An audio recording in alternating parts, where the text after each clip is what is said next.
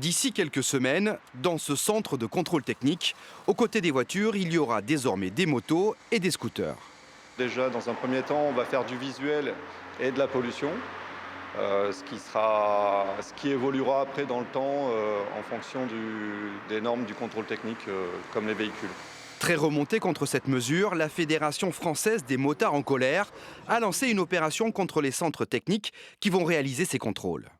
On va faire le tour de tous les centres de contrôle technique, ceux qui font et qui ne font pas. Ceux qui font vont être marqués d'un point rouge et on va les boycotter au niveau des voitures parce que nous sommes motards mais nous sommes aussi automobilistes. Nous avons de la famille, des amis, nous avons plein de personnes qui nous suivent par rapport à ça. On va boycotter au niveau des voitures et les centres vont perdre de l'argent. Dans un premier temps, ce contrôle technique concernera les véhicules de catégorie 1, immatriculés avant le 1er janvier 2017, et il devra être réalisé avant la fin de l'année. En 2025, ce sera au tour des 2 roues mises en circulation avant le 31 décembre 2019. En 2026, les motos et les scooters immatriculés avant le 31 décembre 2021 devront se soumettre à cette mesure.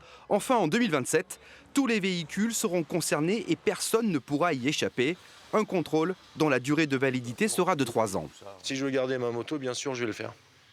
Bien sûr. À contre-cœur ou parce que... Oui, à contre-cœur, oui, ça va m'embêter. Pourquoi ?